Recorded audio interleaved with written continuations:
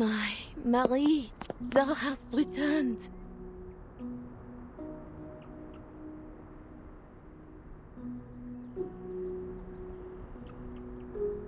Coffee?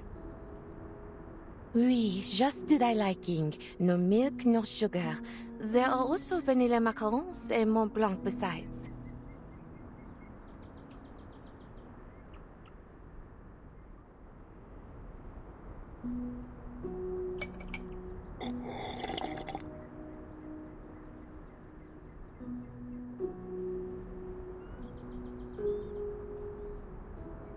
Where did you get these desserts?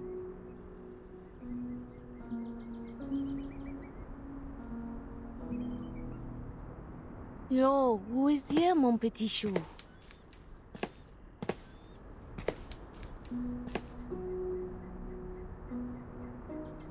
Marianne.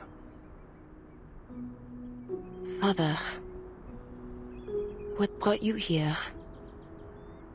A pardon hath been issued by the President.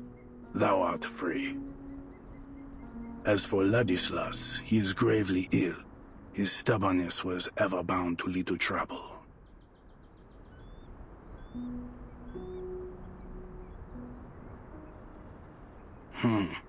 To answer thy question, I am here to gather ye. We are to depart. So, you are now the leader of the clan? Verily, after all we have suffered under this war, someone must lead the Tenebron family's reconstruction. I seek to re-establish contact with those of our kin with whom we have lost fellowship. The hand of Manus Vindicte has not yet fallen upon Paris. I have purchased a number of dwellings on Montmartre. They are to be our temporary homes until the conflict between the Manus and the Foundation reaches its end.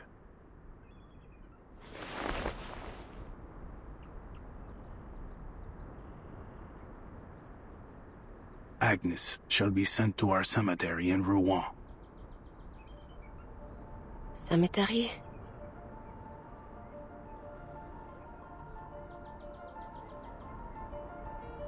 But Agnes is not dead.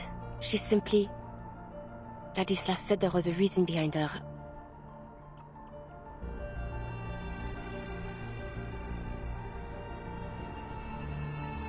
This is what comes of disrespecting tradition, Marianne. Thou wert too easily swayed by Ladislas's maddened words. He lied to us? Nay, I believe not that such was his intent. He was simply too fervent in his pursuit of Gnosis. There is no record in the family archives that suggests any sort of prophecy should befall our kin in so strange a form.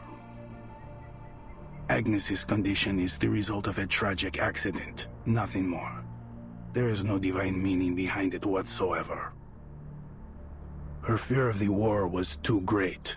She simply faltered in the casting of her arcane skill and petrified her body to the core.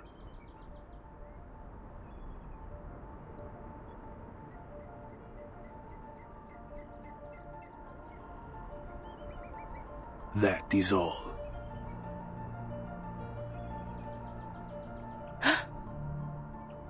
I know well that Agnes meant a great deal to both Ladislas and thee, but she was only an ordinary child.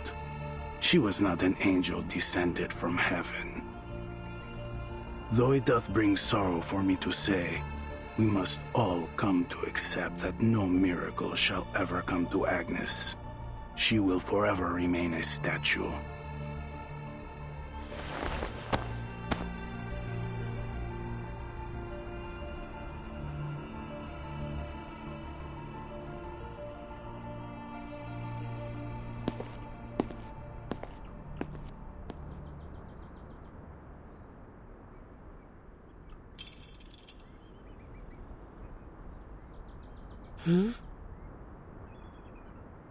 Marianne, thou hast returned.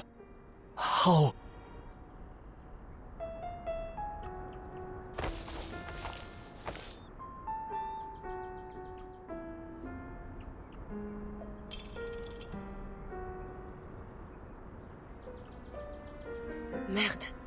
I thought father was only... Have you truly fallen ill?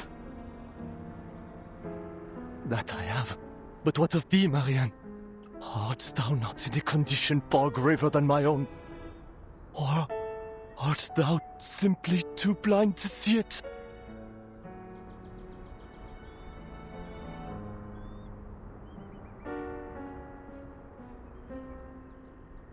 Thy soul is stained with the wickedness of sin. Thou art as miserable as I. Oh, Lord, I can smell the stench of hell upon thee. Thou hast passed through the gates of hell and returned. Marianne, how wretched. You are ill, Ladislas. Gravely so. Take a moment's rest in the quiet of a sanatorium upon reaching Barry, won't you? It ought to do you good.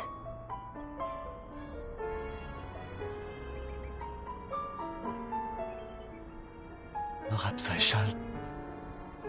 But thou wilt not return with us, wilt thou? I am yet undecided. Perhaps I will.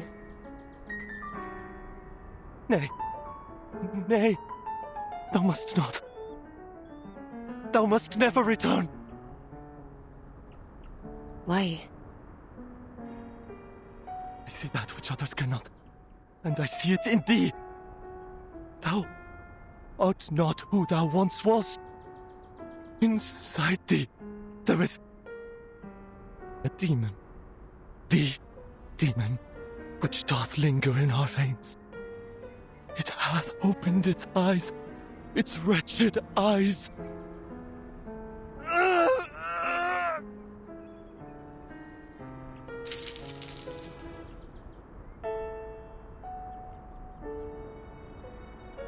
Thou cannot return, cannot turn back, for there is no path left for thee. But I desire not more than to aid thee, my dear cousin. Yea, I shall help us all, but most especially thee, to atone for my transgressions.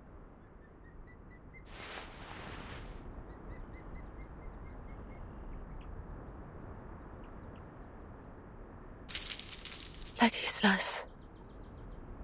These shackles are a soul-binding chain, a cage, yea, but I beg thee accept them.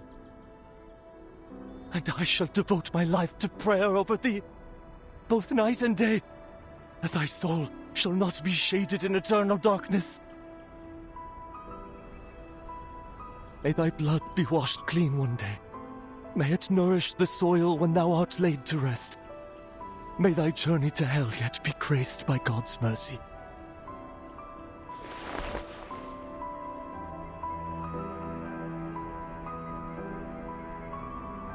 And if I refuse these shackles? It mattereth not. I shall pray for thee still, as I have ever done.